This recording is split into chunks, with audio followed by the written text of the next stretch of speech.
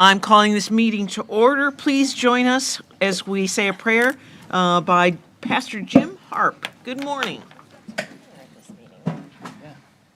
Good morning. Let's pray. Father, I want to open this invocation with reading back to you something from your word in Psalm 100. Shout for joy to the Lord, all the earth. Worship the Lord with gladness. Come before him with joyful songs. Know that the Lord is God. It is he who made us, and we are his. We are his people, the sheep of his pasture. Enter his gates with thanksgiving and his courts with praise. Give thanks to him and praise his name, for the Lord is good, and his love endures forever. His faithfulness continues through all generations. Father, thank you for these words this morning. Thank you for the privilege and opportunity to come before you in prayer this morning to begin this time, this meeting, Lord, with looking to you and asking for your guidance, your direction, your wisdom. Lord, we give you praise and thanks, Lord, for all your goodness to us. Thank you for this special weekend that we've just come through where we celebrate, Lord, your goodness and your grace and the resurrection of Christ. Lord, we do pray for this meeting that you would guide and direct. I pray for these folks that you've placed in leadership over us. I ask you to give them wisdom, discernment, and direction. And Lord, I pray for protection over them, Father, that you would guard them in all their ways. So thank you, Lord. Thank you for this day, this beautiful day that you've given us. Thank you for this beautiful place in which we live and that we can honor you. In Jesus' name I pray. Amen. Amen. Please join us for the Pledge of Allegiance. Pledge allegiance to the flag of the United States of America and to the republic for which it stands, one nation, under God, indivisible, with liberty and justice for all.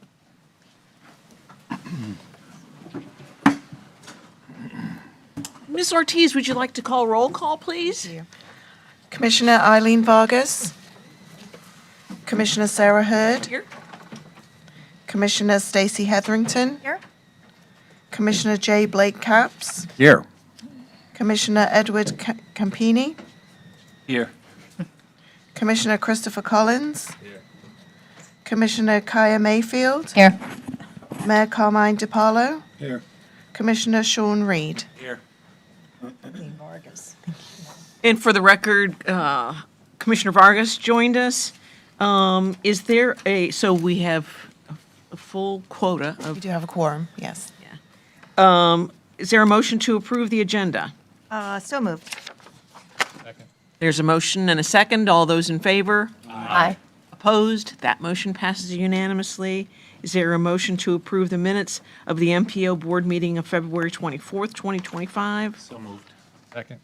There's a motion and a second. All those in favor? Aye. Aye. Opposed? That motion passes unanimously. Would anyone from the public like to address us this morning?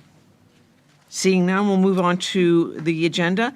8A is a Florida Turnpike Enterprise presentation. Yes, back in December, the board requested that the Turnpike staff present to you all the projects that are going to on the Turnpike in Martin County. So this morning, we have James Brown here to give that presentation. Good morning, everyone. Good morning. James Brown, I am the MPO liaison of Florida's Turnpike Enterprise. Wanted to come back, speak to the board, just to give you an overview of what projects we have planned here in Martin County. We'll get into some of the projects that are funded for design, and we'll go ahead and get started. I'm going to be speaking of those projects. We're going to get into our mainline widening segments. We have 4 segments here in Martin County that we're going to be looking to add capacity to the enterprise. It's going to be for, obviously, evacuation route safety, improvements, interchange improvements. We'll get into Martin Highway Interchange Improvement Project, our direct connection interchange, the crossover, and then I'll speak to some stakeholder coordination. So just as a map of Martin County, just wanted to kind of give you an overview of this is what we have going on. If you start from the south at Palm Beach County line, you have our first widening segment, which is to the direct connect interchange. The 9751, that is the direct connect interchange. That first segment there, that is in a design funding, which just kicked off. I can speak to the direct connect interchange, and we'll get into that. That's in PD&E right now, and we'll be having our public meeting for that in the fall. Then you'll move on to the next segment, which is from the direct connect up into Thomas B. Manuel Bridge. We have some bridge work project, and then a segment from the bridge up to Martin Highway. You have the Martin Highway interchange project, and then from Martin Highway up to the St. Lucie County line. 3 of those 4 segments are funded for design. The only segment right now that is not funded for design in our current work program is the segment from the bridge up to Martin Highway. Speaking to the widening segments, again, they are to improve the safety enhancements of the facility. I spoke to this when we did the work program presentation, but Turnpike Enterprise is allocating over $10 billion over the next 5 years, system-wide, to widen our main line. There's parts of it that haven't been touched since it was constructed in the 50s. Here in Martin County, I spoke to the 4 segments. The plan is from Palm Beach County line up to Martin Highway. We're going to be widening from 4 to 6 lanes. And then from Martin Highway up to St. Lucie interchange, it's going to be widened to 8 lanes. Along that facility, we are going to be looking at the improved safety enhancements, striping of the roadway, LED lighting, getting things prepared for the enhancements of autonomous vehicles. Sound barriers are going to be analyzed along those residential areas that are qualifying. Those areas where we may not be able to do a sound wall, we'll look at visual buffering options. And again, I do reiterate, construction is not funded at this time. Moving on to the Martin Highway interchange improvements. This is currently in design. It kicked off last summer. This will accommodate the future 8-lane widening, which will go from this interchange up to St. Lucie, Port St. Lucie Boulevard interchange. We're revising the southeast quadrant to reduce the right-of-way impacts.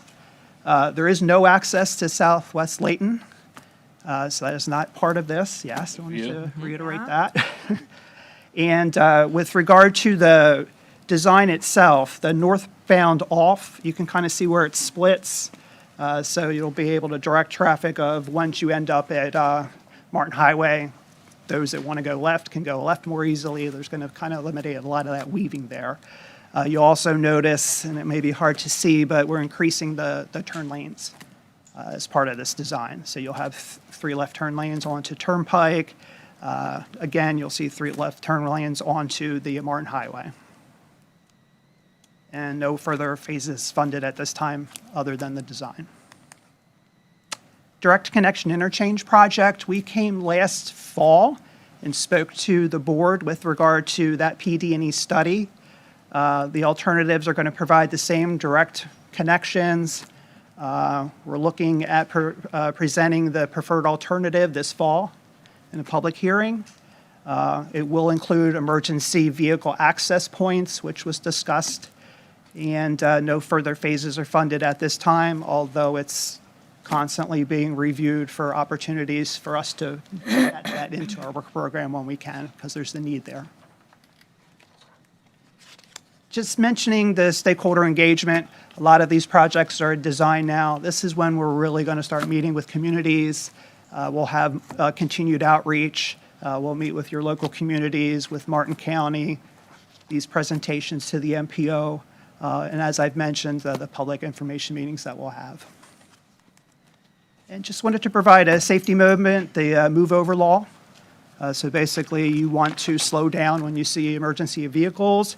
You want to get over a lane if you can. If you're not able to, they want you to slow down to 20 miles an hour. And with that, I'll open it up to any questions. Mr. Campy? Thank you. Just to your last point, I know I've heard people discussing the move over law.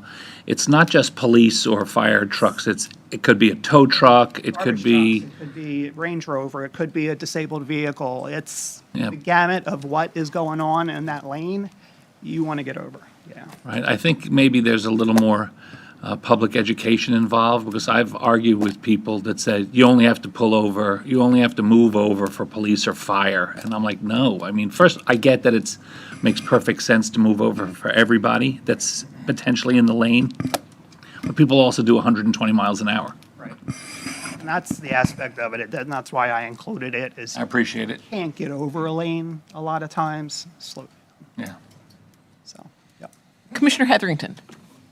Yeah, what is the criteria? You mentioned the sound wall, particularly, I know the turnpike to the north section up to Becker, that there were some neighborhoods in Palm City that were requesting sound walls for many years. What is the criteria, and what's your mechanism of studying and determining if those are going to be installed?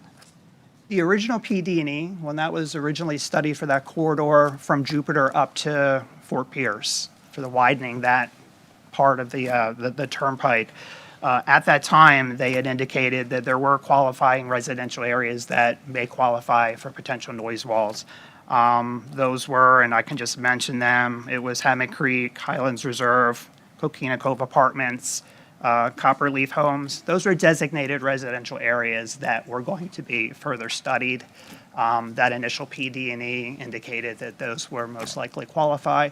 But again, we're in design now, so this is where we're going to kind of look at everything again, reach out to local communities. And then that's why I also wanted to say, if there's an area where we may not be able to do a noise wall because it may not qualify, we're looking at visual buffering options, landscaping, some type of the design on how the land slopes or what have you, to be able to at least aesthetically block any type of view. But those were They'll the have areas- additional opportunities to participate then? Yes, you will. Perfect. Yep. Thank you. Commissioner Mayfield. Yes, at the Palm Beach County line, it's 6 lanes. And so when you go up to 8 lanes, was that determined the best place to do it as opposed to making all of Martin County 8 lanes? Or how did that? That was based on the need. The need. Traffic need, yeah. So we've looked at that corridor from Martin Highway up to St. Lucie. So a lot of St. Lucie County is going to Martin County, yeah. Yeah. Yep. I mean, does it make sense to go 8 all the way, just because Palm Beach County's full of people, so is St. Lucie County? Or obviously, you guys are the experts, that was just I was wondering. Originally, we had looked at doing a widening, but again, it was reassessed on the need, yeah. So you'll see that even in like Palm Beach, you'll see that it's widening to 8 lanes. And that right now is the construction focus. If you're traveling south over the next 5 years, you'll see those segments start kicking off their construction. We're hoping to then get Martin County funded at some point into the work program. But that, you'll see Palm Beach is where a lot's going to be happening. But yeah, to that point, it's just on the need, yeah. Commissioner Capps. My question has to do with the direct connection in my neck of the woods down in the Hobe Sound area. And as I remember, there was an option that was presented that is to the north of Bridge Road and one to the south of Bridge Road. And wonder if you could give a little more explanation on it, and tell me a little more about the timetable as well on this. That PD&E, like I said, it's looking to, that study will be ending early next year.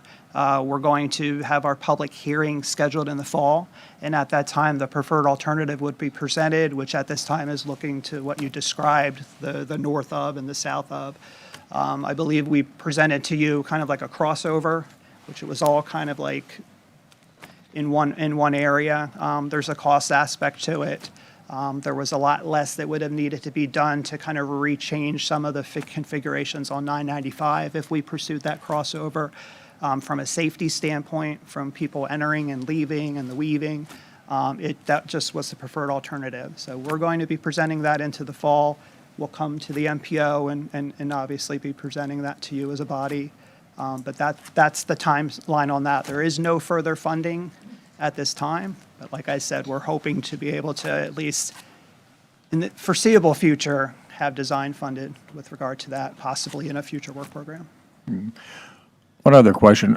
Are there these flyovers or direct connections in other parts of the state?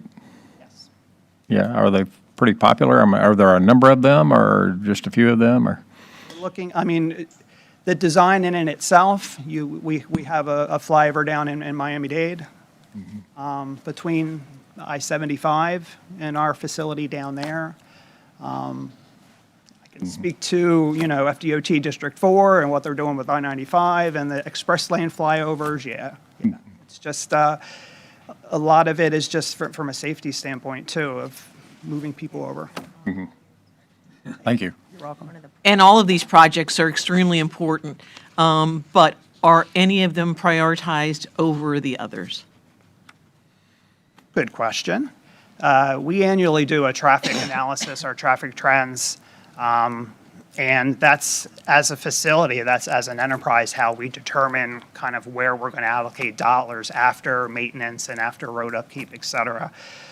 So we get into which interchanges system-wide need the most improvement at this point. Right now in Martin County, you have your Martin Highway interchange, and you have the section from Martin Highway up to Becker, which is the farthest along in the design process now. The need was the strongest there at this time, so.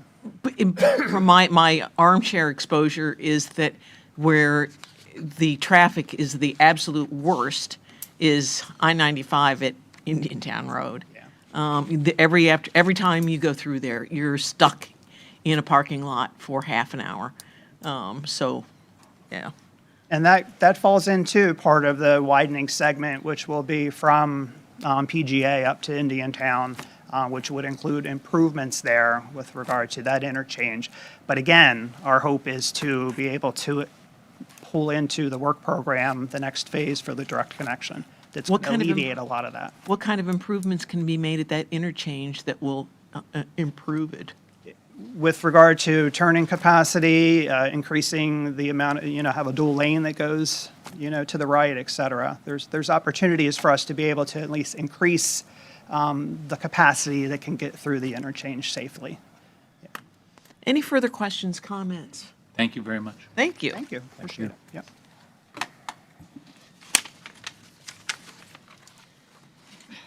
Commissioners, do we want to regularly have presentations from the Turnpike Enterprise? These are very informative. Yeah. These are long-range projects. I'd like to keep abreast of what's happening with them so that we don't get bogged down or forgotten. Okay. Well, it says they're going to come back in the fall. Would you like to, is that, Fall's good, right? is that fall? Okay. Yeah. I just hear that the projects are really going to be happening in Palm Beach County, and I want them to be happening here, too. Okay.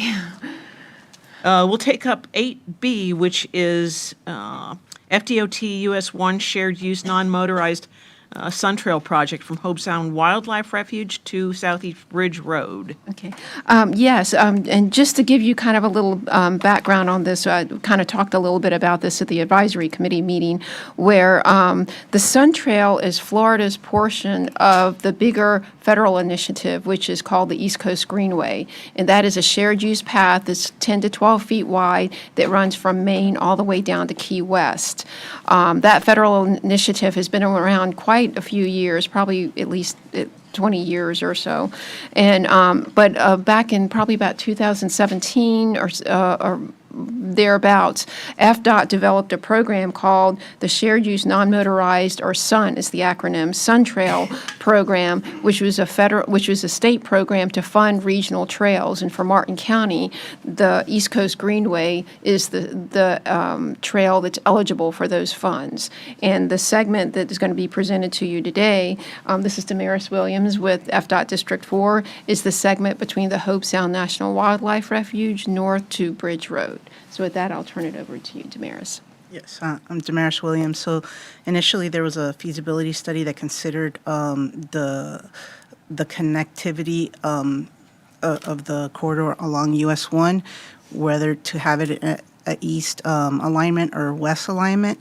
And there wasn't a previously approved MPO of a east alignment, but we did a revision on the north end to connect to another Sun Trail project that was, recently added north of Southeast Bridge Road. So I'm going to introduce Cindy Kendrick, and she's the consultant PM for the Sun Trail project.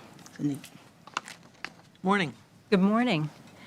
As Damaris said, we're here to present on the Sun Trail project from the Hobe Sound Wildlife National Refuge to Southeast Bridge Road. Oops, let's see. How do I You can get? use the mouse wheel. Okay. Oops. Okay, so our project limits, again, are from the Hope Sound National Wildlife Refuge, and it's going to provide a connection to a trail that's being constructed within the park. That's the FDEP Flap Trail. And our ending limits are at Southeast Bridge Road. And the project length is about 2.2 miles, and it's going to cross over the FEC Railroad. Oops, wrong way. So as Damaris mentioned, there was a previous feasibility study that was done. That study recommended that the trail be along the east side of US 1, and at that time it included outreach to the agencies and stakeholders, and then we were awarded the design for the project. There's also a 3R project, which is a milling and resurfacing project, which is going to mill and resurface US 1 and provide some safety improvements at the intersection of Bridge Road, including doing some curb ramps. That's not part of our project, but it's going on in the area, so I just wanted to bring that to your attention. And that 3R project also includes a sidewalk extension from Southeast Highborn Avenue to the Ocean to Lake Trailhead, so that provides additional connectivity for trail users as well.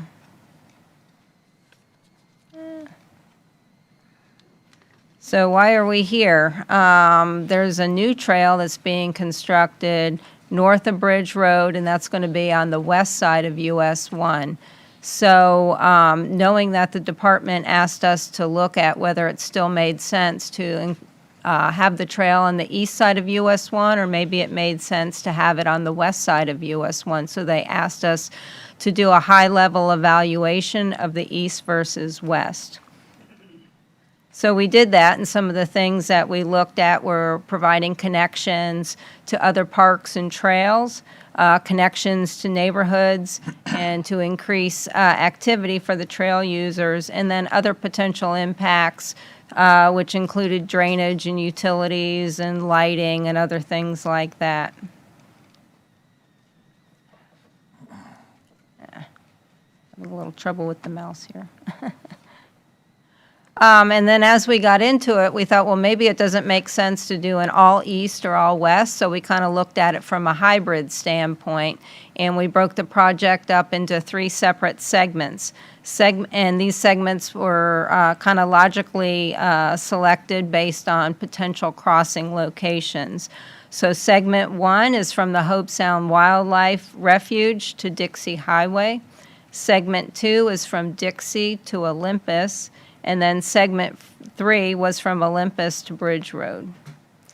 So when we did the evaluation for the east versus west, segment 1, the east alignment was preferred, and this was the same as the previous feasibility study, so there's no changes to that particular segment.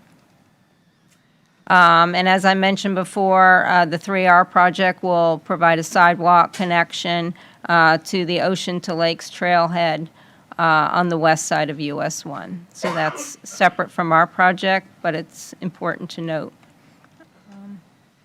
Segment 2, that's from Dixie to Olympus.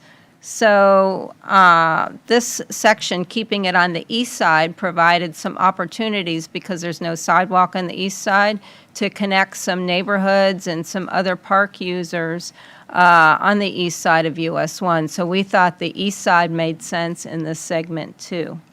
We know that there's some challenge areas on keeping the trail on the east side, particularly near Saturn Avenue and the adjacent Hobe Sound Scrub Preserve. But there's also an opportunity to maybe keep the trail at a lower elevation, and maybe there could be a connection provided at that location. So for segment 2, we recommended to keep the trail on the east side, which is consistent with the previous feasibility study. We also looked at potentially crossing them at Olympus if the trail was going to be constructed on the west side, going north to Bridge Road. So there's an opportunity to do that as well. And so segment 3, we really thought there was some advantages to put the trail on the west side. There's some challenges if the trail were on the east side with some drainage and utilities that are in the way. And having it on the west side provided a more logical location for the trail users to cross Bridge Road. They would only have to navigate a T intersection at Olympus versus a full intersection at Southeast Bridge Road. So this was a change from the previous feasibility study for the short segment from Olympus to Southeast Bridge Road. We're going to be crossing the Harry and the Natives parcel. That's a lease agreement, but we're going to do what we can to minimize impacts to that. And so just to recap, segment 1 and 2, we recommend keeping the trail on the east side, which is consistent with what the previous feasibility study had.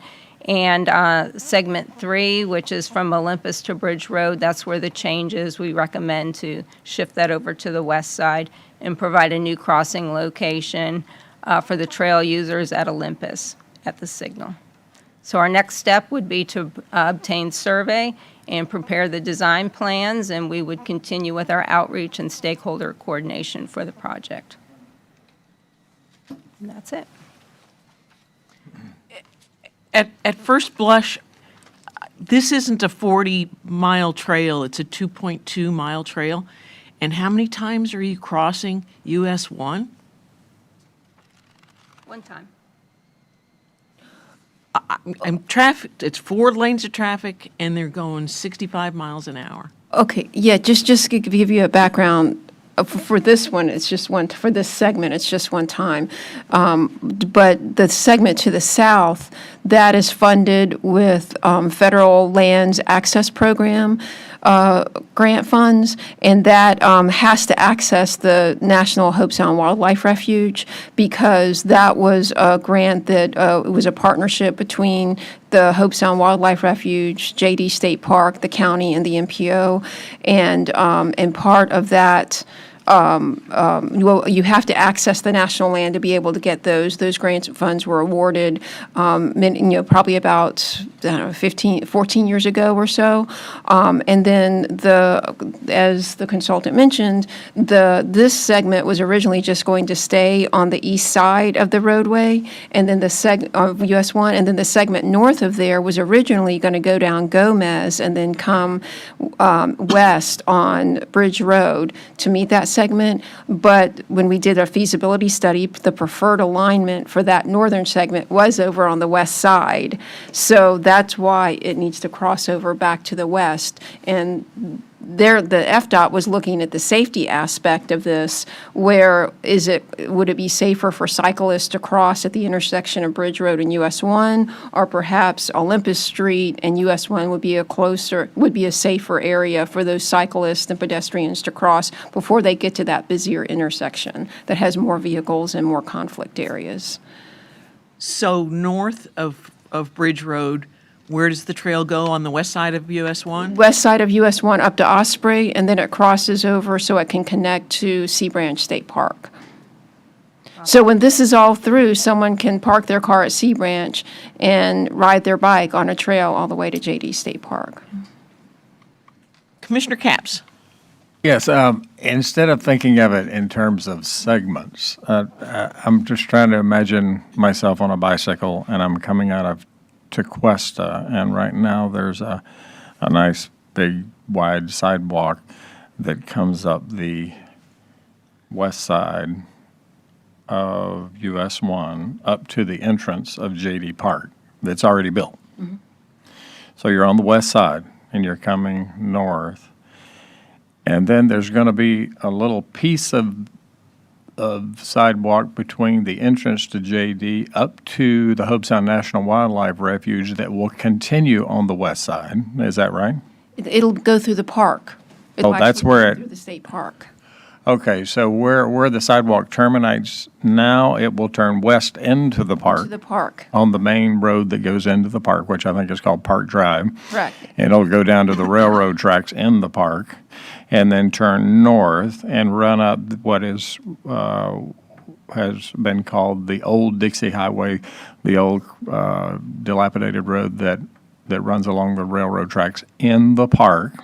This will be a paved 10 to 12 foot. Right, and so you'll be riding your bike up through the park, but along the railroad tracks, which I walk there often.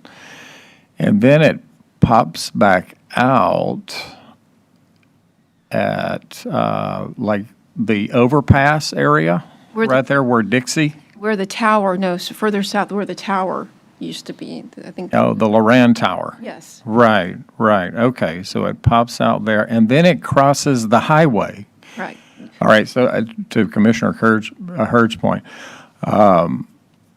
that's your first time you go across the highway.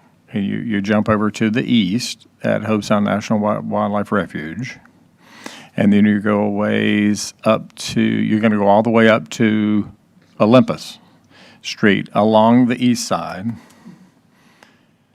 and then you're going to jump back over to the west at Olympus, where the fire station is. Okay, so there are actually two. If you're coming up from Tequesta on a bicycle, you'll be going across the highway 2 times, right? One at Hobe Sound National Wildlife Refuge and one at Olympus. You do 2 crossings. And okay, just wanted to get it straight. One other thing about the ability to go across the railroad tracks. Will that be on existing pavement on the overpass, or will you have to build some kind of structure? Is it wide enough to have a shared use path on the existing overpass? The existing bridge is not wide enough right now. As part of our scope of work, we're doing a bridge development report to evaluate whether we widen the bridge to accommodate the trail users or whether we do a standalone bridge crossing. Okay. So we're evaluating those two, and we should have that done in a couple weeks. Okay, so some modification would be needed to the overpass itself. Yes, Okay. the existing shoulders are not wide. Yeah, I was thinking, I didn't think it was wide enough, considering the fact that this path needs to be rather wide. Is it 8 feet wide? It's 12-foot typical. At bridges, you can narrow it down to 8. Okay, thank We you. prefer 12. Commissioner Heatherington. So the northern section of this, Beth, is the section that where we did the feasibility between Gomez, Dixie, and US 1. And what is the start and termination? Does it end at Sea Branch? What's the most northern section of that trail? Where does it terminate? There's to the a north? segment that goes from Sea Branch down to, along Gomez, down to Osprey, and then it goes west along Osprey to US 1 and to the west side, and then on the west side of US 1, it goes down to Bridge Road. Okay, we're going down Gomez, and then, We're not going down, well, just from the park down to Osprey, there's a very small section along Gomez, but then it will go west at Osprey Street. What you might be confusing, in Hobe Sound, Gomez has 2 different stretches. There's the Gomez up to Cross Rip, and then you go west on Cross Rip, and then when you turn right before you get to the railroad tracks and go to Loblolly Bay, that's also called Gomez, right there. so what section of the northern part of this trail goes on US 1? And is it on the east side, It's on the west side. West From side. Bridge Road up to Osprey is on the west side. bridge to Osprey? And then cuts over east to Gomez, Yeah. north to Sea Branch. A lot of pedestrian interaction. I always preferred Dixie. I know there were challenges with the right-of-way, but there was less car and pedestrian interaction. But I'm concerned about all of the back and forth between crossing US 1, actually. So I wanted to supplement what Cindy presented. One of the reasons we wanted them to look at east versus west, one from a constructability point of view, because the previous feasibility mainly focused on connectivity, but also that connection to Southeast Bridge Road. The Office of Modal Development was concerned that having an east alignment and then crossing US 1 and then crossing Southeast Bridge Road, 2 crossing in one intersection would be too much. So there was an interest in maybe breaking it up.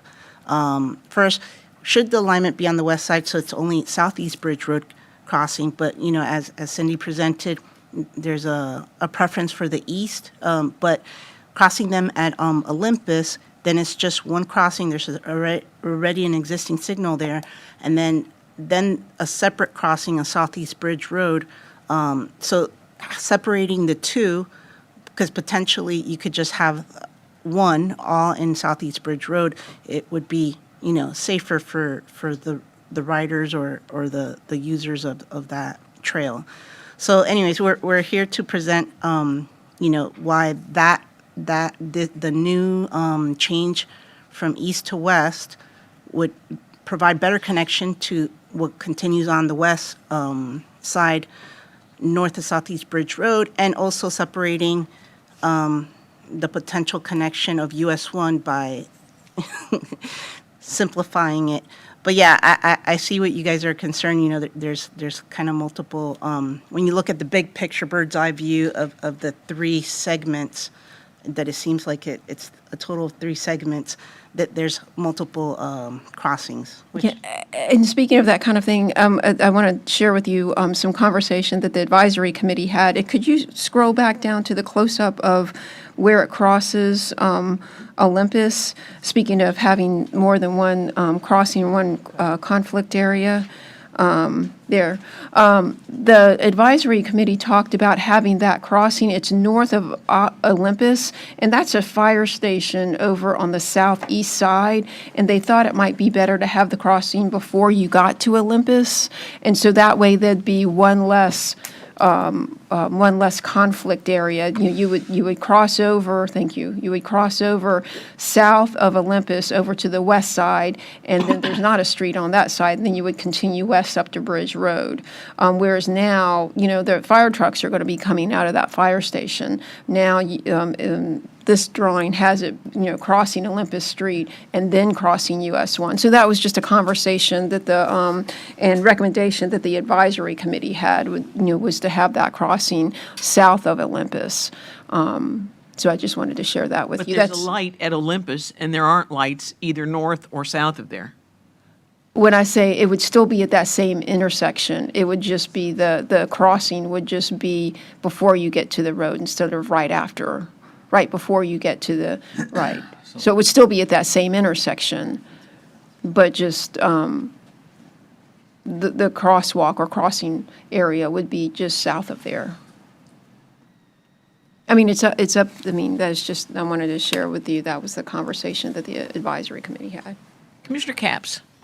Yes, I know this is a thing of the past, but Commissioner Hetherington referred to Dixie Highway, and I thought maybe you could comment just a little bit more about the very complicated problems that you would have bringing it down Dixie. That, I think, would be preferred, but the right-of-way issue, from what I understand, along Dixie Highway is extremely small, all the way up through South Florida. I mean, like when that road was built many years ago, it just has 5 feet on each side of the road, right? Or something like that. It's not wide enough. You'd have to buy parcels all the way up and down the road to put a big sidewalk in, right? The State Office of Greenways and Trails does not have the alignment along Dixie Highway just for that reason, because of the right-of-way issues along there. Right. And plus, in some areas of Dixie Highway, there's the issue with the FEC being right adjacent to it, and that is problematic. Thank you. Any further comments, questions? Commissioner Reed. Yes, this is for Beth. When you say right-of-way issues, is that like property owners just not wanting to, okay. So I didn't, this is a discussion item, but it is up to you all if you want to direct the FDOT and the consultant on to look at the advisory committee's recommendation. If you don't, that's fine, but if you just concur with the advisory committee that at least should be considered, it's up to you all. Commissioner Campy. I would make a recommendation. I don't think does it need to be a motion? No, it doesn't have to be a motion. I would agree with the recommendation that bringing the cross south of the Olympus Street intersection so as to have less interaction with potential fire trucks on the Olympus Street entrance and exit to the fire station there makes sense. And then in regards to switching back and forth over, US 1, of course, keeping it on one side or the other would make sense, but JD Park is on the west side and the refuge is on the east side, and people will want to go to both.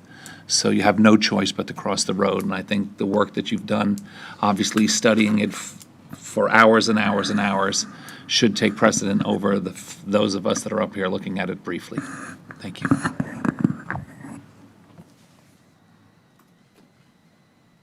Except that it looks to me that if you're on the trail southbound and you move the crosswalk south, there's more interaction with southbound fire trucks. How so? Well, because they're gonna. You'll be on the cross west. there. If you're coming south, you're on the west, you're on the red portion at that point. I'm just talking about fire trucks turning west, No, I get that. turning south, rather. They're just talking that you wouldn't cross their entrance right there. You'd be over here versus here you're crossing it north to south on right in their driveway. It's almost 6 of one, half dozen of another, but I lean towards that strategy. I imagine you'll have blaring sounds and everybody be stopping if they're making a turn. Yeah. Pretty much people would, if it's a code 3, people stop. Any further questions or comments? Thank you. We'll move on to 8C, which is Federal Performance Measures 2 and 3 updated 2025 performance targets. Yeah, so this item comes to us at the request of FDOT. Just to give you a little background, a number of years ago, the federal government, or the Congress asked USDOT and other departments to have what they call performance-based performance-based planning, and USDOT asked the states and the MPOs to approve targets because they wanted to make sure the federal money that was being spent on local and state projects was being spent wisely, that it was doing what they had hoped the money would do with that improvement. If you can scroll down to, yeah, there you go. And you're very familiar with the category and the performance measures of safety. You all approve targets for that every year as what we're required to do, and that's we adopt the state's Vision Zero safety, and that projects that should be looked at and considered with 0 accidents, 0 fatalities, and 0 serious injuries. In this case, FDOT is asking us to approve targets or update targets on the categories of bridge and pavement as well as system performance. Those 2 categories, the MPO is required to update every 4 years. FDOT is required to update every 2 years.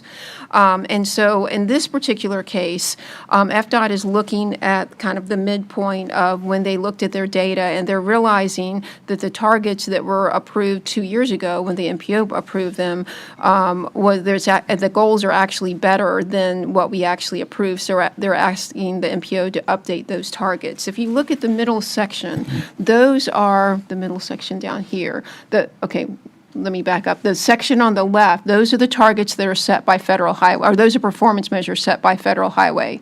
2 years ago, the state and the MPO approved the targets in the middle column. On the second item down, and just to be clear, this is regarding the national highway system, not all the local roads, just the national highway system. And when this first came about, the MPOs in the state had a lot of meetings, and there's 27 MPOs in Florida, and we agreed that the state had much more resources for data collection and data analysis than each of the MPOs did. So almost all the MPOs, that like 25 of 27 actually adopt the state's targets. There's like a couple of big ones with the safety targets that they don't adopt Vision Zero. I think like Miami-Dade doesn't adopt Vision Zero, but some of the other ones, but all the other ones adopt the Vision Zero. And same with the bridge and pavement and system performance measures, almost all the MPOs adopt what the state adopts. So anyway, the middle column looks at the performance targets that were adopted 2 years ago. The second line down, percent of national highway system bridges by deck area in poor condition. The target that was adopted was less than or equal to 10%. Since that time, I mean, it's actually a lot better than that. It's like 1% in the state of Florida. So FDOT wanted to give that message to the federal government that we're doing actually better than Florida thought they were going to. So they're asking the MPO to update that target to less than or equal to 5%. And then there are a couple of items, a couple of performance measures under system performance. They're actually asking us to update. The first one is percent of person miles on the interstate that are reliable. The target that was adopted was greater than or equal to 70%. It's actually better than that, so they're actually asking us to adopt 75% instead. And then the second measure, percent of person miles on the non-interstate national highway system that are reliable. The target that was adopted was greater than or equal to 50%, and they're asking us to adopt greater than or equal to 60% because, like I said, the state wants to give the federal government more accurate indication that we are doing better than we thought we were going to do. So we do have representatives from FDOT here. If you all have any questions, or if I can, I'll be happy to answer any question. But staff is recommending that we adopt those updated targets that FDOT is requesting. Commissioner Campy. Thank you. Seeing that these are very technical ups and downs, and I'm happy to see that the process is heading in the right direction, I would make a motion to accept the changes that you have presented. Second. There's a motion and a second. Second. Any questions? Comments? There's a motion and a second. All those in favor? Aye. Opposed? That motion passes unanimously. Thank you. With our thanks, keep it up. Thanks. We'll take up 8D, which is Florida Department of Transportation Statements and Assurances. Yes, this item comes before you all every year. The MPO has a state certification audit every year. As part of their audit package or review, certification review package, they actually ask the MPO to approve or authorize the chair to sign forms that say that we're following federal guidelines in our transportation and planning process. Guidelines such as, we don't use federal money for lobbying. We follow Title VI rules of non-discrimination. And so this, like I said, this comes before you all every year. We did get a draft audit, our draft audit last week, and we didn't have any corrective action, so we're always happy about that. But these forms that are included in your agenda packet, we are do need to be included in the state certification package. We do have a very good partnership with District 4. They're very resourceful and very helpful to us. Tony Norat is here. I don't know if he wants to say a few words about the audit, or the certification review, but you're welcome to. Good morning, Board. Good morning. My name is Tony Norat. I'm one of the planning managers or planning supervisors for District 4. And I just wanted to recognize the Martin MPO board and the MPO themselves and their team for doing a fantastic job. They've been identified amongst their peers as leaders in this category. Once again, I've only been here for about 3 years. But every year since I've been here, they've scored low risk, which is not common to see throughout the district. We've had other MPOs that have scored elevated risk and stuff. So I did want to recognize the great job that they're doing. You guys as well. The partnership that you guys have with FDOT is imperative to the job that we do. So I wanted to thank you guys as well. Beth, Ricky, thank you. Appreciate that. Thank you. Any questions or comments? Commissioner Heatherington. I'll move to execute the state certification documents for the chair to execute them. Second.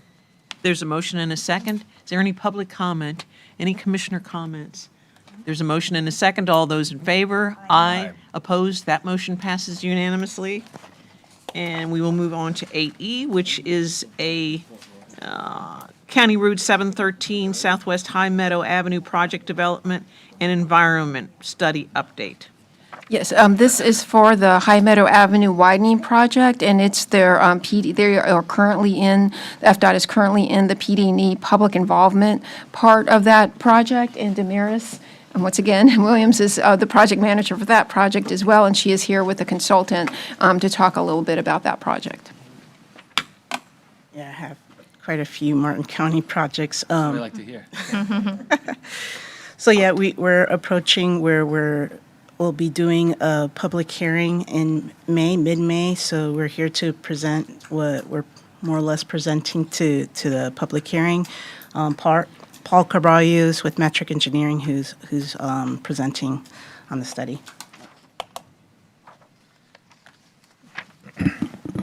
Thank you, Damaris, and good morning, everyone. Good morning. So the discussion today will summarize the public involvement activities and the preferred alternative that is moving forward to the public hearing. Just a brief introduction again. The project study area is from County Road 713 Southwest High Meadow Avenue. It is from I-95 to County Road 714 Southwest Martin Highway. The project includes the following intersections. So starting from the south, we have Swallowtail Way, Southwest Bainberry Drive, Southwest Golden Bear Way, Southwest Horseshoe Trail, and then County Road 714 Southwest Martin Highway. Can I stop you for a yeah, second, sure. have you go back a slide? I don't mean to be a nitpicker, but before you go and present this to the public, it's Hammock Creek, not Hammond. So before you spend a ton of money on making gigantic boards and stuff, Yeah. I think the neighbors would be disappointed if you didn't have their community listed accurately. Yes. Thank you. Sorry about that. That's okay.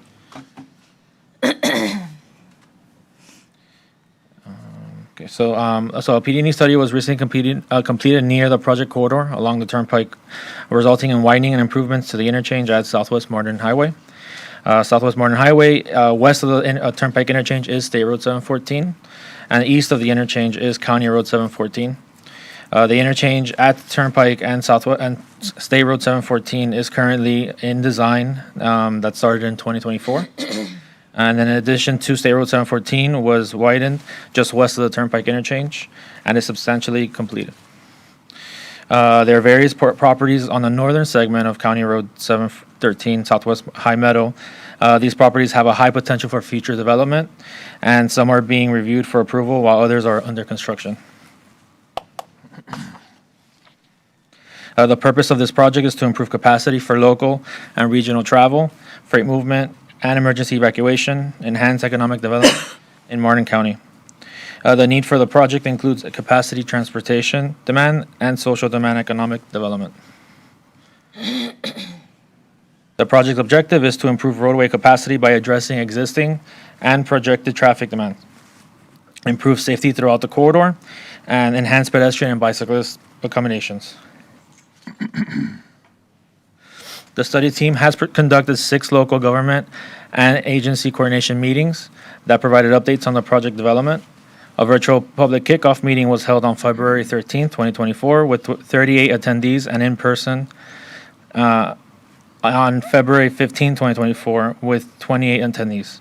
The virtual alternatives public workshop was held on June 25, 2024, with 36 attendees, and an in-person meeting was held on June 27, 2024, with 38 attendees.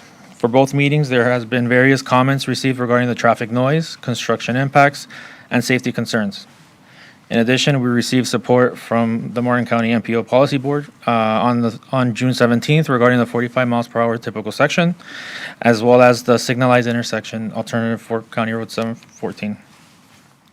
And then on September 10, 2024, the Board of County Commissioners for Martin County passed a resolution in support of lowering the speed between I-95 and Southwest Golden Bear Way to 45 miles per hour.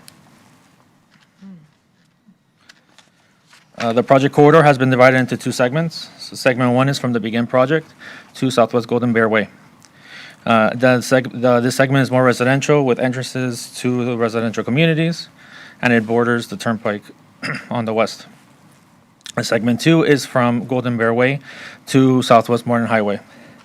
This segment has more commercial properties and areas that has potential future development. The P&E study has developed different alternatives to address the project needs, to improve capacity, transportation demand, and social demand economic development. This project has also been evaluated various improvements such as raised medians, sidewalks, various speed limits, median barrier walls, and shared use paths, as well as intersection improvements. Throughout the study, the community and local agencies have been invited to review and comment on the project concepts to help create the best solution for the community. For segment 1, the preferred alternative is typical section A, which is a 4-lane divided facility with 11-foot travel lanes, a 22-foot raised median, curb and gutter, and a 10-foot wide shared use path on the east side. The proposed typical section will have a posted speed of 45 miles per hour, which again will lower the existing posted speed of 55 miles per hour. And then segment 2, similar to segment 1, with all the same features, the 4-lane, the shared use path on the east, but then with an addition of a sidewalk on the west side, a 6-foot sidewalk. An intersection concept evaluation was performed for the County Road 713 and County Road 714 intersection. The preferred alternative is the intersection alternative 1, which is the traffic signal intersection.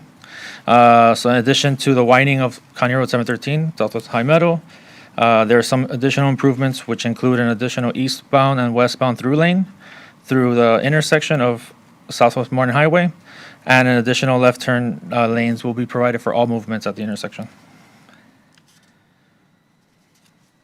At this time, it has been determined that a pond site will be required only for the northern project limit, or Basin 3. Initially, there were 6 pond sites that were being evaluated for this basin, but it has been narrowed down to 3 ponds.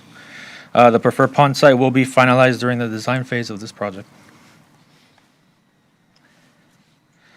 A noise study report was prepared for this project to evaluate if noise barriers are feasible for abatement for the impacted noise-sensitive sites along the corridor. The results of the report indicate that a noise barrier is feasible and a reasonable method to abate traffic-related noise from Southwest Salwalito Way to Southwest Bainberry Drive. The noise barrier will be reevaluated during the design phase of this project, and if a noise barrier along Florida's Turnpike is constructed for this segment that borders this corridor, an additional noise barrier wall would not be warranted. Coordination with Florida's Turnpike is ongoing and will continue throughout the design phase of this project. The no-build and preferred alternative were evaluated, and a summary of the potential benefits and impacts are summarized on this slide. The no-build alternative assumes that no improvements would be made and no direct impacts are anticipated. However, the no-build option does not comply with the purpose and need of this corridor. The build alternative is anticipated to improve safety, capacity, freight movement, and emergency evacuation to enhance economic development. Although right-of-way acquisition is required, no significant impacts are anticipated to the social, cultural, natural, and physical environments with the build alternative. The TIP has the design phase funded with approximately $1.2 million. The right-of-way phase is funded with approximately $1.5 million, and the construction phase is currently not funded within the 5-year work program. We'll hope you will join us for the public hearing, which is set for May 14th and 15th. Public notifications have started to be mailed out last Thursday, I believe. And they'll be mailed out this week for the property owners that are affected. And then if, you could reach out to Damaris Williams or visit the project website for more information. And the Florida Department of Transportation would like to remind motorists that drive time is U-time. Turn on Do Not Disturb before you leave. And for more information on the safety campaign and others, please visit fdot.gov. That's all I got. Thank you. Thank you. Let's see.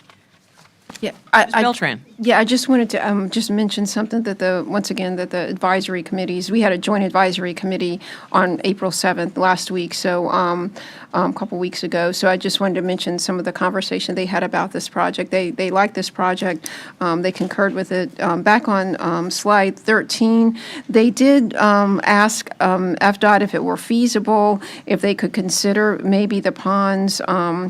I know they understood that they were being used for drainage, but if feasible, if they could be considered to provide some kind of habitat value to wildlife and plants. So I just wanted to share that with you, and if you all concur, you can let them know. I just wanted to share that information with you. Commissioner Capps. So the construction phase is not funded yet. within the 5-year program. Right. So realistically, we're looking at this being like 8 or 10 years away, right? Approximately, I believe. I'll have to check it, but yeah. Even more? Okay, so as far as the need for this is based a lot on future development that might be coming along, Newfield, all the stuff in Palm City. It's not necessarily based upon immediate need.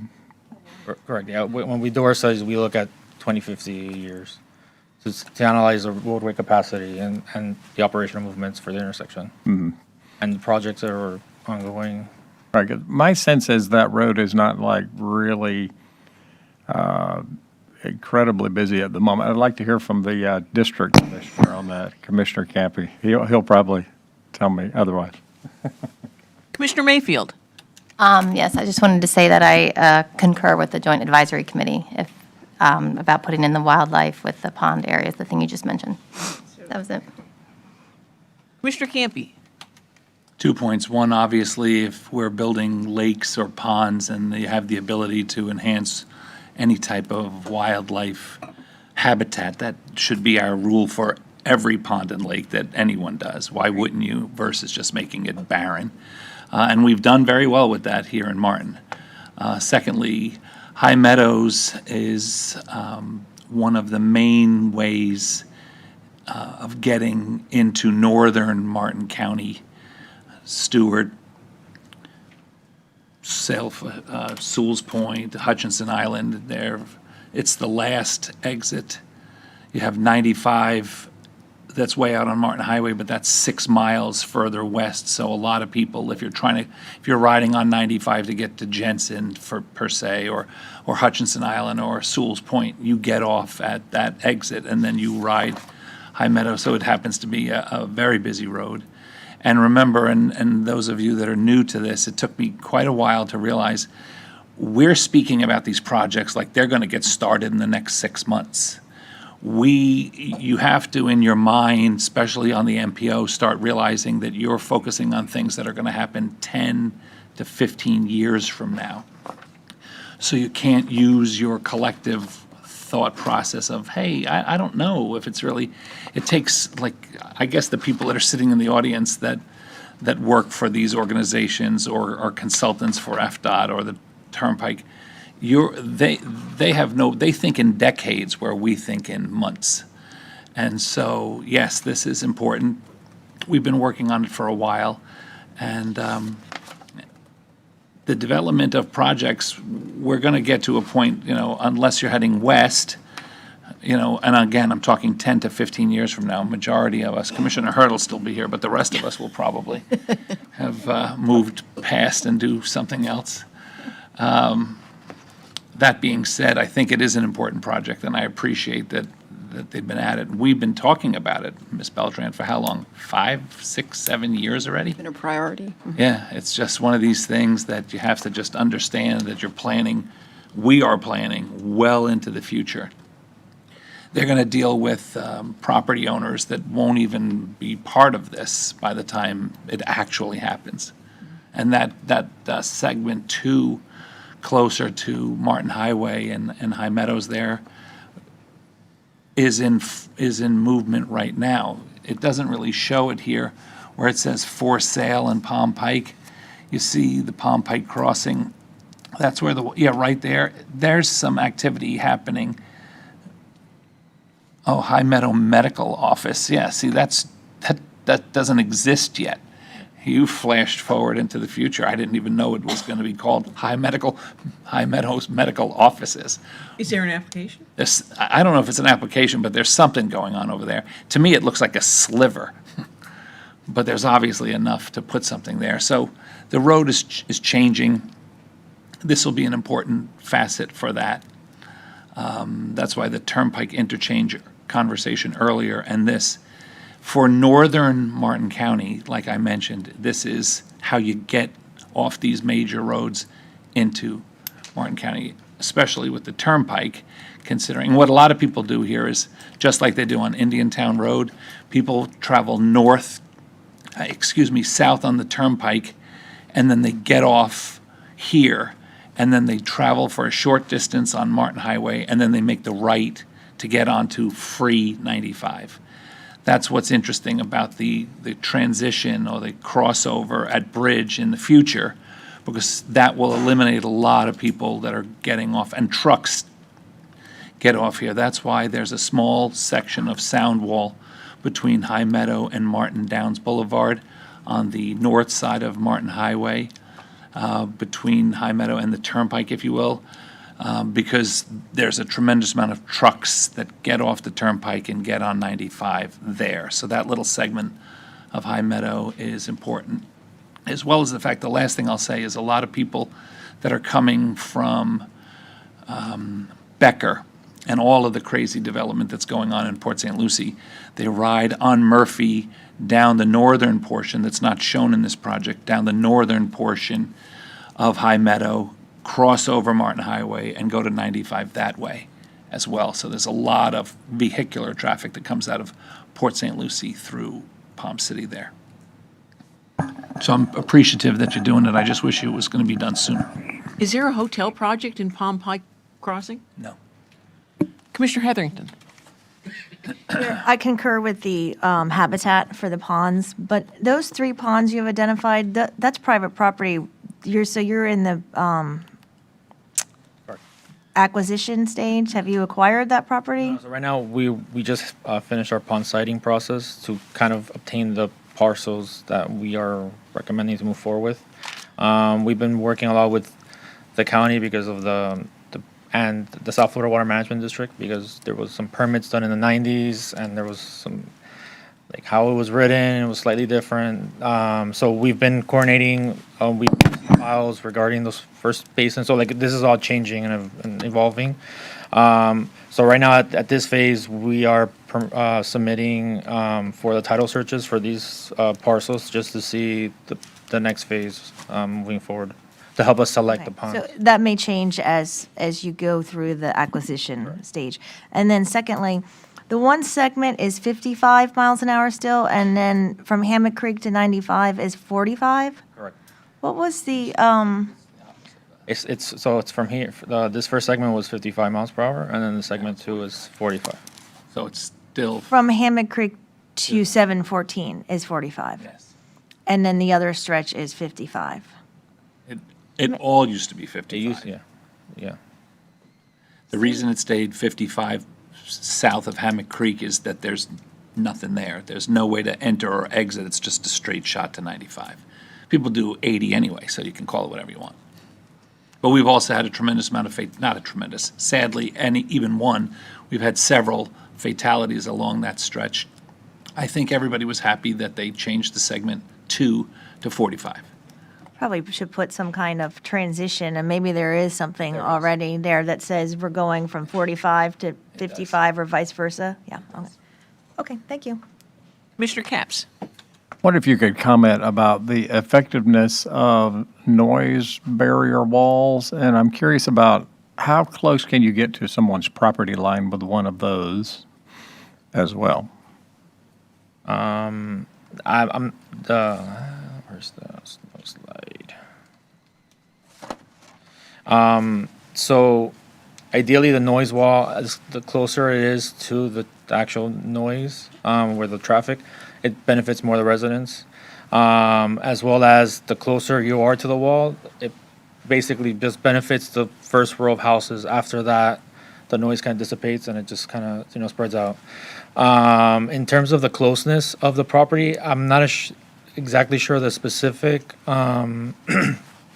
distance, but I know, for example, right now, our walls require like 15 feet for maintenance and like a buffer for maintenance issues. And footings and all that for the wall. So we have that included in our analysis for our preferred alternative. I know that down through there, there's a lot of nice pine trees, and they seem to be pretty close to the road. Do you know the impacts to the tree lines down through there? It would impact primarily the utility lines along that segment if this wall was to be warranted. And again, that's put into our analysis for the design. 'Cause once that, they're looking at that, it gets looked at with the impacts, the cost, just to see if it's warranted later in the future. Thank you. Just out of curiosity, do you know how many vehicles pass through the Canner exit as opposed to the Palm City exit? I do not off the top of my head. I could obtain that for you, though. Just curious. Any further questions? Just a discussion. I think that's it. That's just for discussion. Thank you very much. Thank you so much. Thank you. And our last item is 8F. No, it's not. It's 8. This item is the State Road 710 project update. We do have the project manager for the widening project here to give a PowerPoint presentation. We also have Ron Kariva, the SIS coordinator, here as well. So I'll turn this over to you, Ron. Good morning. Good morning. Thank you for having us. Ron Kariva with FDOT. I'm working in the Planning Environmental Management Office. I'm also the Strategic Intermodal System Coordinator. I've come before you guys a few times in the past couple of years about 710, but primarily today we have the design teams here that have been working on the widening projects and the County Road 714 intersection relocation project to give an update. So this is about as detailed as we've got so far. The design team's been moving along. So something we can actually show you. I know I've just been pretty much talking every time I came here before, so at least there's something for you guys to see right now. But I'm going to hand it over to the project manager for the FDOT project manager in the design office that's handling the projects.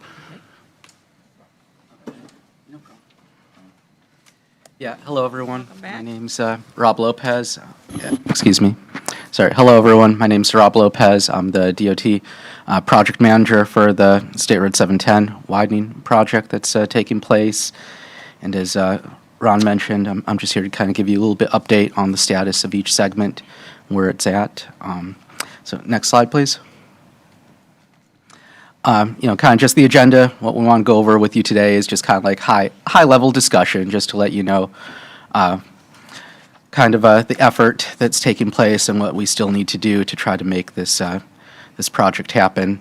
So we're going to just kind of give you a quick overview of the corridor, the project goals, some of the existing conditions and the challenges that those present, and some of our proposed improvements to try to overcome those challenges, some of the key stakeholders that we're going to have to work with and cooperate with to make a lot of that happen, and the overall schedule for the project. And you can see, we've kind of completed the planning to identify the need of this project. I think everyone has, there's not much controversy in terms of the need of the project. I think most people agree that the widening needs to take place for this corridor. PD&E has taken place already to fulfill the NEPA requirements of the alternative analysis and environmental impact. So we are in the design phase right now to try to develop the detailed design and the detailed right-of-way requirements to begin right-of-way acquisition, which you can see is the next phase of the project, and hopefully that will quickly take us into construction. Next slide, please. And this is just a little overview of, again, the need for the project. Probably the biggest driver of this whole corridor has been safety. You can see highlighted on the screen there, we have an overview of the crash, a heat map, as we call it, of crashes that have taken place along the corridor from 2019 to 2023. We know there have been additional crashes and even some fatalities in 2024 that are not shown here. But it kind of highlights, again, the priority. Most of the priority we're looking at is going from the north, coming to the south, or from the west, going to the east.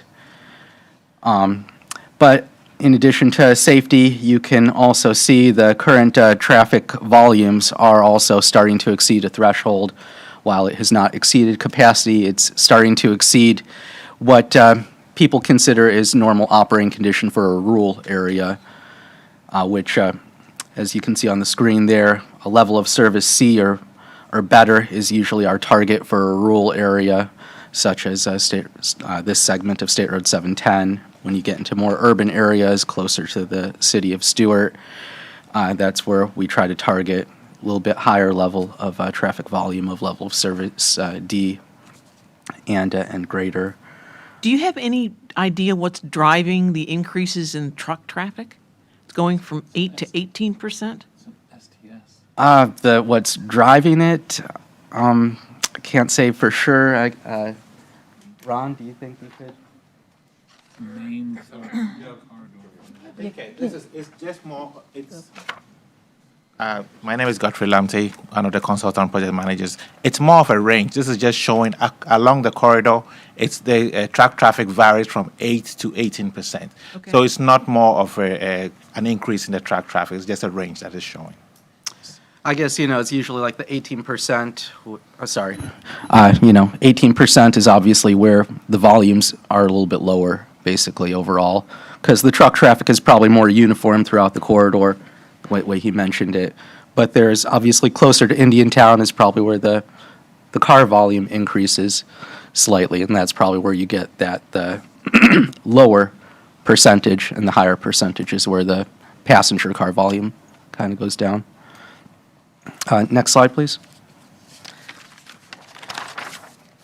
And this slide is just a kind of reminder of kind of the DOT's our compass. This is kind of what we use to drive our overall culture and priorities on every project that the department works on. Our goals are always enhancing mobility, safety, emergency access, supply chain, and improving operations along the strategic intermodal system.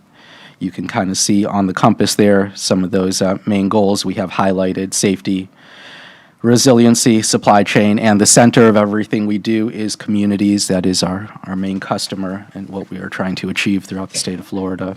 Mr. Lopez, Commissioner Hetherington has a question for you. Oh, yes, go ahead. Third bullet point, improve intersection 126 Boulevard and Martin. Is that Martin Luther King? Where is 126 Boulevard? That's in Okeechobee County. Okay, that is over, That's the end of 15A. the corridor, yeah. Okay. That's the end of the project limits. Okay. Thank you. Commissioner Capps has a question, too. Yeah, go ahead. Yes, can you refresh our memories about all that is meant by the word strategic intermodal system? Yes. I think I have a rough idea, but I'd like a little better explanation. That was somewhere back in year 2000, between 2000 and 2005, somewhere around there. The state decided we needed to prioritize which corridors have strategic economic or cultural historic interest to the state, mostly of economic interest, that carry either a high level of truck traffic or provide connectivity to key facilities such as airports, ports, or are a strategic link, in the state of traversing the state. And those prioritized corridors were identified as the strategic intermodal system that would qualify for a way of prioritizing state funding within the system. Does hurricane evacuation factor into that as well? Yes, hurricane evacuation routes, intermodal connections, those are some of the things that factor into the SIS. I guess Ron is our SIS coordinator, if you have anything to add to that. Not really. Primary focus is connecting regions across the state. So it's not really a regional network, it's an intra-regional network. So that's the main goal of the system, is to preserve that transportation throughout the state from key points from one place to another, whether it's vehicular, airports serving vehicles, freight, whatnot. Thank you. Yeah, next slide, please. Okay, so kind of getting to the actual State Road 710, you can kind of see a map right here, and this is just to give you an idea how the all of the projects are being segmented. You can see segment 1 is actually made up of 3 projects. This includes the realignment of Martin Highway, County Road 714, to the intersection of Southeast 126 Boulevard. as we spoke about, and it includes the widening from the Martin-Okeechobee County line up to that southeast 126th Boulevard in Okeechobee County. Segment 2 is essentially the 2 to 4 lane widening from the Okeechobee-Martin County line going east up to the FPL access road. Segment 3 is the 2 to 4 lane widening from the FPL access road to the intersection of Alapata Road. And segment 4 is the 2 to 4 lane widening from Alapata Road going into Indian Town up to Van Buren to connect with the segment of existing 4 lane within, or 5 lane section within Indian Town. Next slide, please. So again, just looking back, this slide is just showing you, we've completed the PD&E study. We have, in addition to capacity, as we said, this project is highly driven by safety, so we are looking, in addition to the 2 to 4 lane widening for capacity itself, we are evaluating how to improve safety with these improvements. And right now we're in, we've completed 2024 is when we awarded all of the design consultants for each of those segments in 2024. The slide is just showing you at the bottom there challenges that we'll face, which we'll talk about a little bit more, but they include high construction cost, stakeholder cooperation, high utility relocation cost, and right-of-way impact cost. Go to the next slide, please. So again, this the first segment, you can kind of see a close-up there. This is the realignment of Southwest Martin Highway from County Road 714 to intersect with Southeast 126th Boulevard and State Road 710. Both myself and Damaris Williams are the DOT project managers for these three segments. You can see financial these are actually made up of 3 projects, I should say. Project FPID 447-555-5-1 and -2 are the projects that address the realignment of Martin Highway to Southeast 126th Boulevard. And that will be a signalized intersection upon completion, and Project 45333-3 will be performing the widening of State Road 710 from the county line up to the intersection of Southeast 126th Boulevard. All 3 of these projects will will be let together, so they will have the same construction schedule for all 3. Next slide, please. And you can kind of see here is an overview of the construction schedule. The design started in June 2024. We're hoping to have the initial plans completed, and the typical section signed off and agreed upon by the end of 2025 this year. Around the beginning, early 2026, we should have our first public information meeting to get more feedback from the public. And once that's complete, we will start the right-of-way acquisition process towards the end of 2026, starting in the 4th quarter. And by December 2028, we should have the design completed, with construction starting in July 2029, and construction for this project is currently funded for that for fiscal year 2030, which starts in July 2029. Next slide. And next segment is one of the ones that a little bit more complex, so I have the design consultant here to tell you a little bit more information about that. Go ahead. Good morning. My name is Jin Ng with Kim and Horn Associates, consultant to Robert Lopez for this segment of 710. This segment extends from the Okeechobee and Mountain County line all the way to Epino Access Road.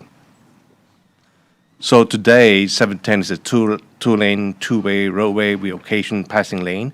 The existing right-of-way is ranging from 60 to 90 feet, and this corridor of the segment of the 710 is flanked by the Epino transmission line FGT, which is Florida Gas Transmission, and the Gulfstream Gas to the north. All those utilities located on the north side of 710. And on the south side, you have a CXX that flanking 710. So in addition to those stakeholders that we mentioned earlier, obviously we're going to be coordinating with South Florida Water Management District to discuss the permit criteria. FEC does have a existing railroad crossing 710 somewhere around midpoint of this segment. There may be a potential future spur that they may be proposing. We are in a coordination with FEC as well right now.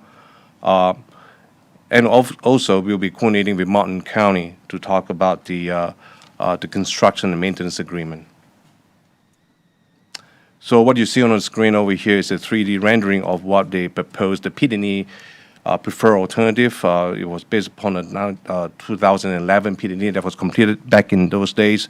They're proposing a 4-lane divided, still 710, and 65 miles per hour SIS facilities with a share use path and what we call intercepted ditch on the north side of all this utility easement. The challenges with this typical section, obviously, that is going to require the FPNL transmission relocation. FPNL today does have a 100-feet easement just north of a 710. With the proposed improvement, the FPNL would have to relocate north of the FGT, north of the gas or Gulfstream easement. And the right-of-way needs for this project, based upon the PD&E, was about 276 acre, and that would require 3 business relocations. Wow. So instead, we are proposing a typical section still that's ongoing coordination with the key stakeholder that would convert the existing 710 or still 710 to a new eastbound roadway. By so doing, we'd be able to place the dry swell just north of the new westbound roadway, and that would avoid the FPNL transmission relocation. Obviously, there's going to be a lot of work that we have to be doing. That's going to include the intercepted ditch, the share use path, the frontage road. But with this configuration, as of right now, we'll be able to avoid the business relocation. It would also reduce construction cost. Not mentioned the stormwater water management treatment would be reduced as well. And the right-of-way, we can reduce that right-of-way need to 230 acre. Still, that's going to be a lengthy and costly right-of-way acquisition for this project. So this typical section just present a 2D typical section. What it does is actually basically just to give you an idea of the challenges that we have with this project, with this segment.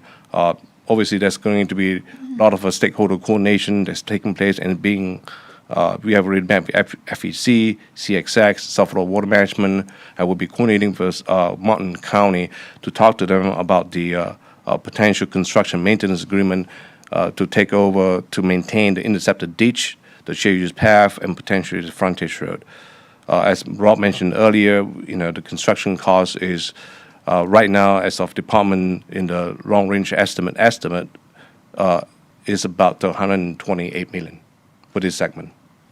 $150 million for this segment, $30 million for the segment to the west at the intersection realignment we just talked about earlier. So we started the design back in June of 2024. We anticipate to have an initial set of plan by the fourth quarter of this year. And we're going to hold a first public meeting in the first quarter of 2026 with the right-of-way to start in first quarter of 2027. We're going to have another public information meeting by the third quarter of 2029 before the project goes to construction in July of 2030. So with that, I'm going to pass over to Godfrey. Just a quick question, sir. If the construction starts, as you mentioned, how long is the project? What's the construction timeline? Like, when will the road be done? So this is about the 10 miles section over here. We anticipate somewhere around, with the current construction, it's about 4 to 5 years.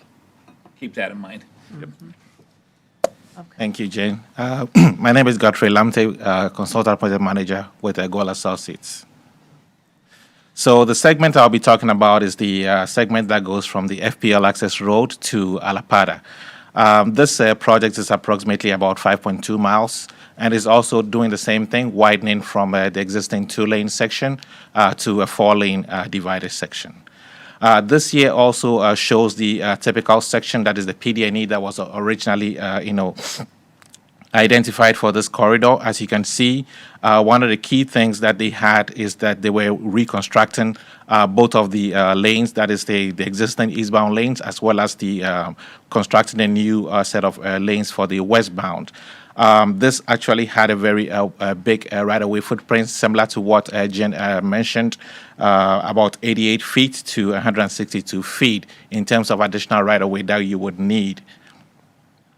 What we're doing as part of the proposed improvement is to reduce that right-of-way footprint. So what we're doing is basically keeping the existing 2-lane section and using it as your eastbound lanes, and then constructing a new section for the westbound lanes. By so doing, we are able to reduce the existing right-of-way requirements by approximately about 40 feet. There's also going to be the shared use part, similar to what Jen described in the other segments. And then also we're going to have there's one business relocation that we identify, which is a plant nursery that would have to be relocated as part of this project. Another thing that I also just wanted to mention very briefly is that we also in talks with CSX, just as Jen mentioned, to look at the potential of having an easement on the south side with a CSX, so that we can be able to regrade the existing swell. This is a swell that is currently being shared between the FDOT and the CSX. It's a joint use swell, but we would need to regrade that to be able to make that more official. As far as the schedule for this project also started back in May of last year. The initial plans are anticipated for the fourth quarter of this year. That is, by the end of this year, would have the initial plans. We anticipate to also have the public meeting by the fourth quarter of 2026. And then after that, the right-of-way starts. And then the final plans is anticipated by July of 2030, and construction is in January of 2031. Construction for this segment is not currently funded. Now, the next segment I wanted to talk about is the last segment that goes from Alapata to Van Buren. This is approximately just a little less than a mile long, but it is more of the urbanized area. You're actually getting into the Indian Town area.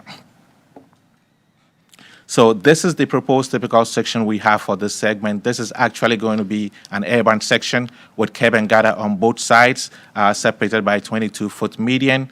It's going to be 45 miles per hour versus a 65 that we have on the rural segments. And then similar to what we're doing on the other segments, we're looking at utilizing the existing 2-lane roadway as the eastbound lanes, and then widening to the north to be able to facilitate the westbound lanes. There's also going to be a 10-foot shared use path on both sides of the roadway. And we also, as part of this, is the project that is also looking at the signal warrants analysis at the Alapata Road intersection. As far as the schedule is concerned for this segment, that is the last segment, the urbanized section, it is also started at the same time as the previous, adjacent segments. We're going to having the initial plans by the end of this year as well. The public meeting is anticipated for the first quarter of 2027.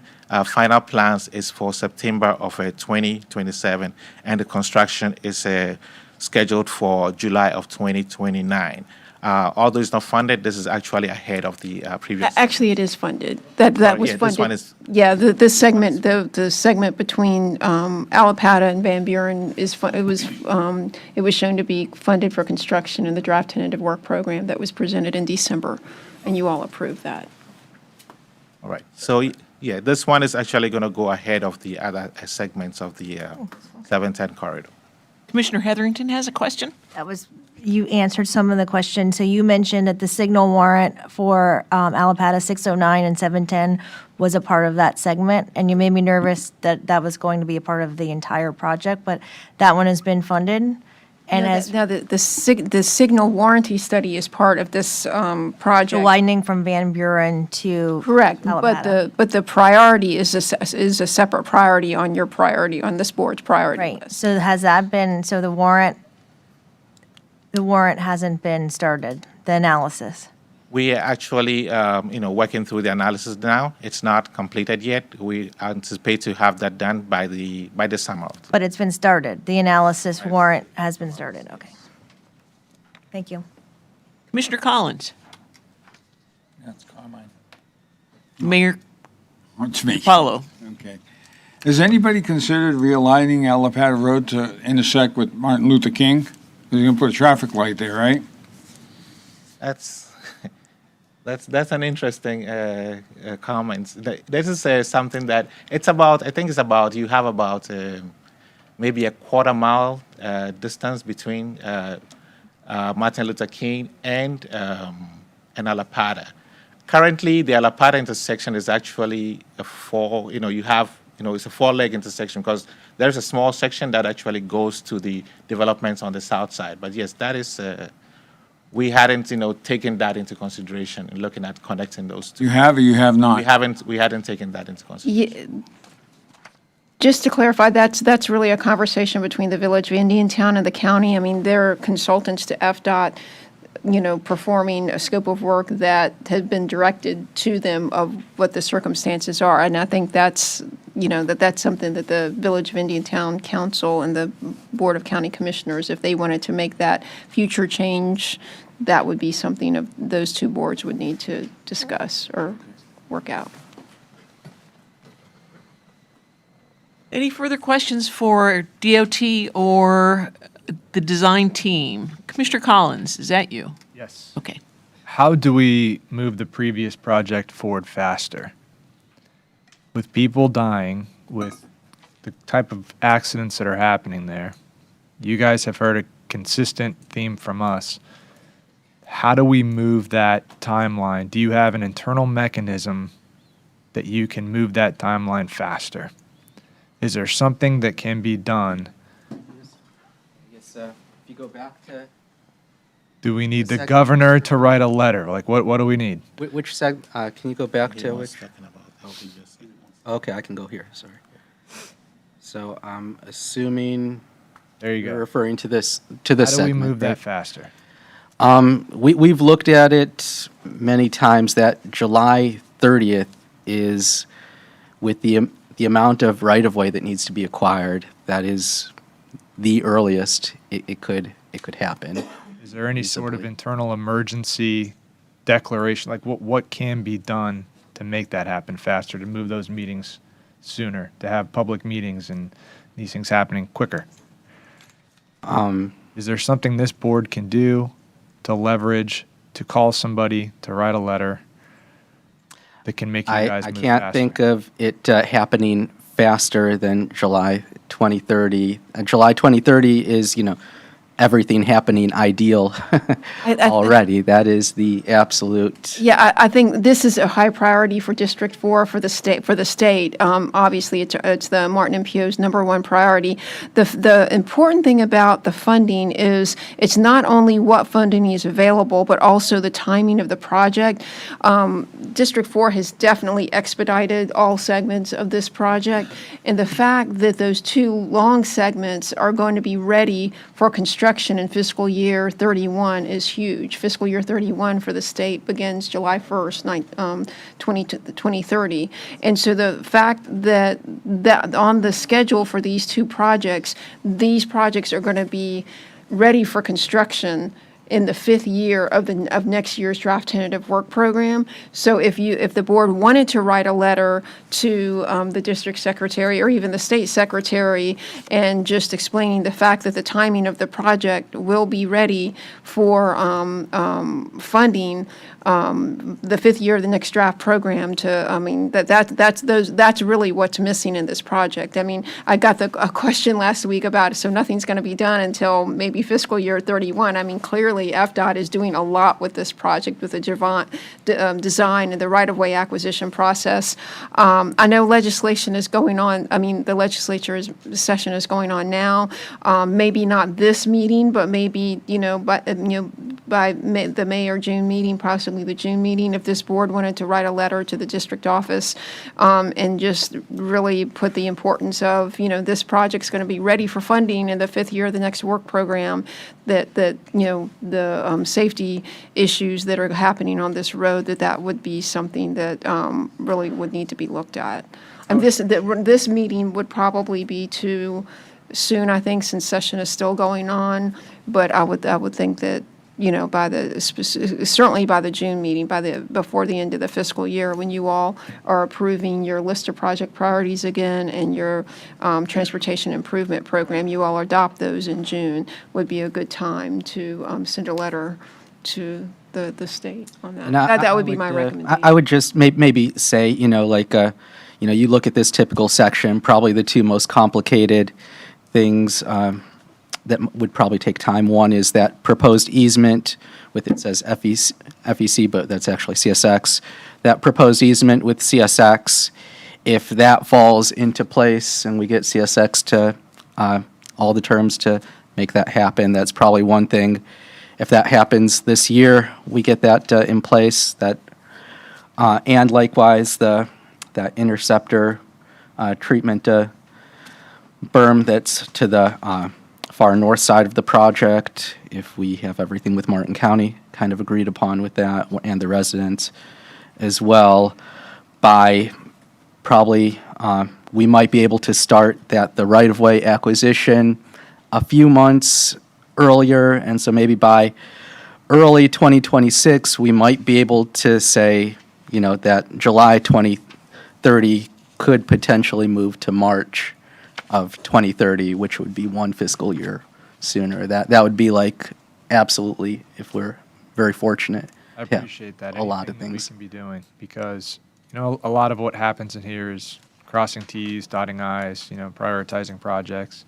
But there are some of you who have been here when the parents of people who have died on that road, where we have to interact with the people their families that show up in tears because somebody's dead. So I appreciate your commitment. If you can continue to drive this, if there's something we can do, letters we can write, anything that we can do to leverage it happening faster, obviously done right, but quicker, I would appreciate it. Yeah, Commissioner Hetherington. Oh, go ahead. Yeah, I would just add that it's my understanding too that, this is certainly a rural corridor, and I know that there's different buckets of funding that potentially are available for rural corridors versus not. And I know during the last census, I'm told that Indiantown had kind of been lumped in with the St. Lucie County and lost some of its rural designation. So I'd be curious just to look into and investigate, is there anything that we could do to define that corridor and not be lumped in sort of with St. Lucie County, and make sure that it is a designated rural area in either the village of Indiantown or that section of unincorporated Martin County, to make sure that we're eligible for as many pots of rural funding as possible.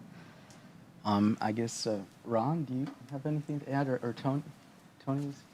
As far as rural goes? I believe the unfunded segment, if you go back to the slide, 2 and 3 are the segments that are unfunded.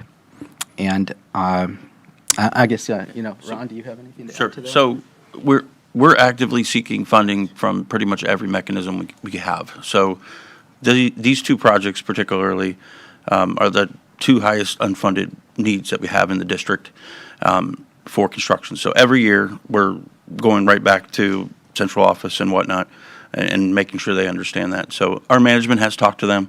They are aware of it. You guys have gone up there before and spoke to them. So we're continuing to do that. As far as the type of funding. Sorry to interrupt. I would just ask that you look into, make sure that we qualify for that rural designation, and if not, to come back to this body and see if there's something we could do with the either congressman's office or census to make sure that that section is designated rural under those requirements. Okay, thank you. Any further questions for DOT or the design team? Let's see. Commissioner Reed? Yes, this isn't specific to this agenda item. Should I wait until comments from board members, or is this okay now for FDOT? I would go right ahead. My question is what is the application, or is there like a form number for a signalized traffic light with FDOT? Form number, Like if what do they call it, or I guess? there's, we follow, signal warrant process that is outlined in the MUTCD, the Manual of Uniform Traffic Control Devices, and that process is pretty much the nationwide accepted screening process to determine whether a traffic signal would be beneficial for a location or not. So like they would put the application in, and then FDOT would determine if one was even necessary, I guess, or? Well, it goes through that screening process. I mean, saying DOT determines, it is determined through that process, regardless of who performs that study. It is the same process that it goes through. Has FDOT ever ran into it to where you didn't have easement signed from property owners and you had a signalized light installed? I mean, if you're asking if there is a location that would meet the requirement for a signal, but there was not enough right-of-way to install it, So is for that what you're example, saying? if a signalized light was installed and they didn't have the easements from property owners signed, how does it work then? Like if FDOT didn't have easements signed, like if the developer had it, I guess, with an application, there was no easement signed, a signalized light was installed, and then FDOT can't access it to maintain that signalized light. Has that ever happened? If a signal was installed by a developer and it's been in operation for many years, and it's been maintained by the department for many years, we do have a process called a maintenance map where we can claim the department will now own this if no one objects to it, if all the public, and the public has a certain time frame during that to, if they object to that. If we've been maintaining a piece of infrastructure for so many years, we have a process to go through that we will claim that we will continue to maintain it if no one objects to it. Okay. That's it. Any further questions? Can I ask a question? Sure. What if they object? You have to come up to the microphone, please. And identify yourself, and when you're finished, please fill out a request to speak form for our clerk. Thank you. Okay, sorry. Jeff Dizelle.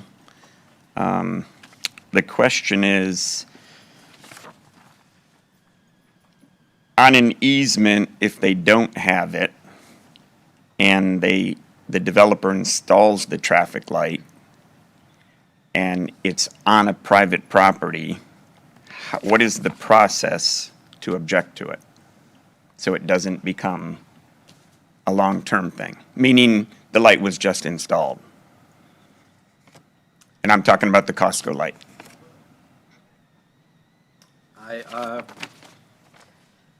I have never had a situation where traffic signal has been objected to. Normally, people that live in that vicinity want the traffic signal there. So I honestly am not, I don't know if Damaris or anyone else has any experience with that, of objecting to it.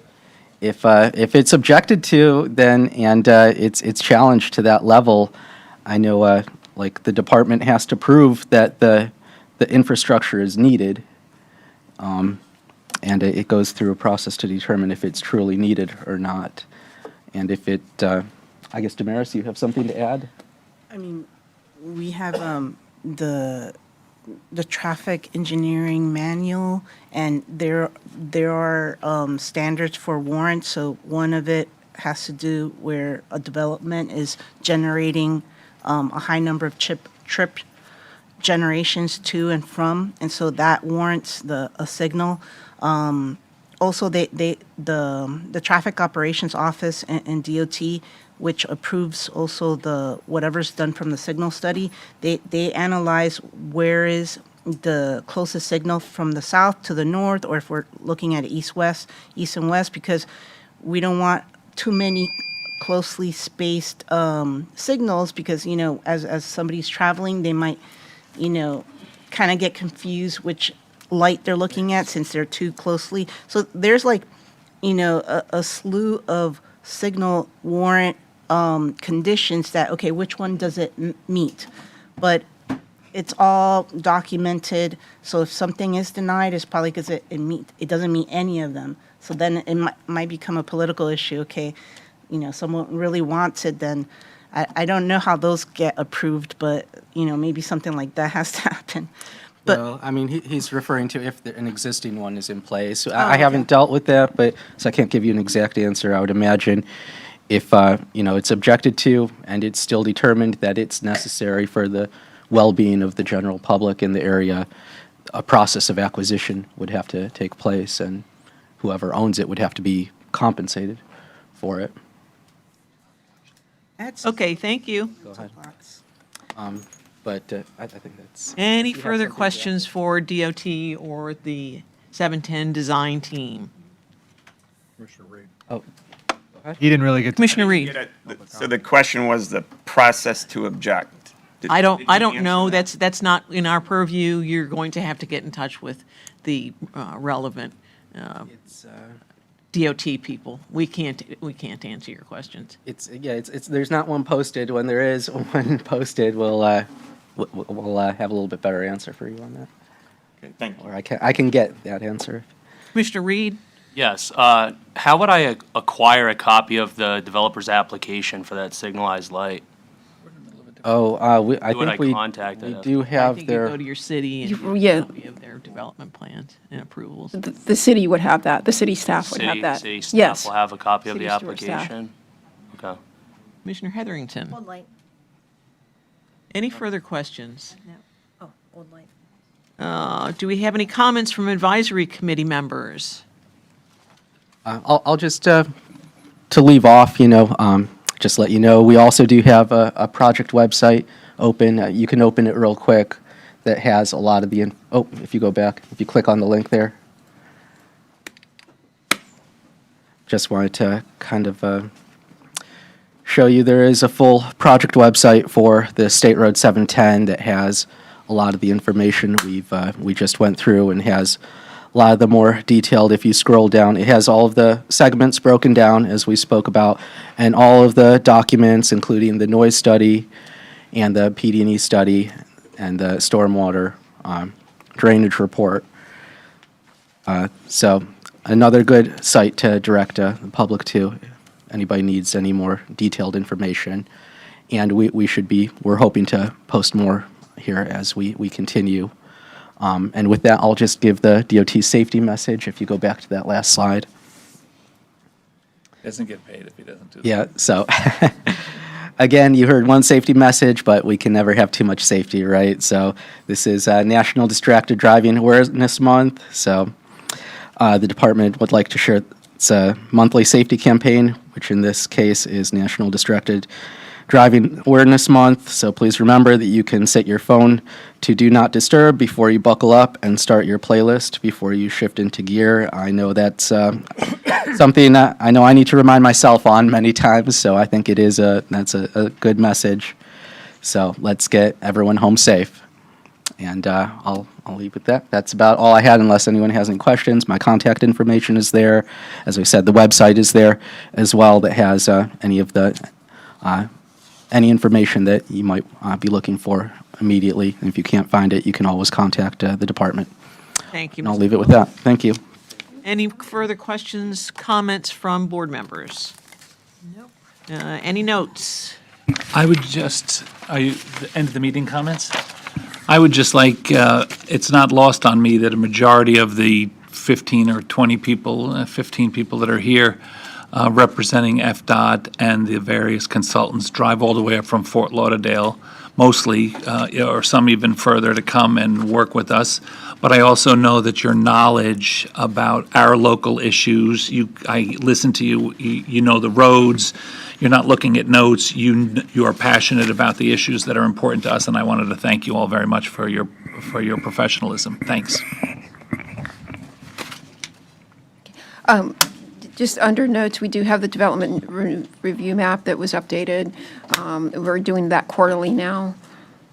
So the map was recently updated to include all the updated information regarding the developments within the county, Indiantown, and the city of Stewart, which are the only municipalities that provide us with information currently. So those updates have been made, and in June, or I'm sorry, yeah, in June we'll be updating, or I'm sorry, July we'll be updating these projects, our list of project priorities on the map. So these, you might see some added priorities here. Some of these might have been completed. So with that, I do want to share that if you wanted to help navigate this map, always feel free to contact me directly. The link can be found on our homepage. Thank you. The next meeting is going to be a little earlier. It's at the second Monday in May, May 12th, and it is going to be in the afternoon at 1:30. Thank you. Commissioner Reed? Yeah, I just wanted to reiterate my comments from last meeting about sidewalks and right-of-way in the land development code in the county. I don't know if that's something I should mention again, or if there was an update to it.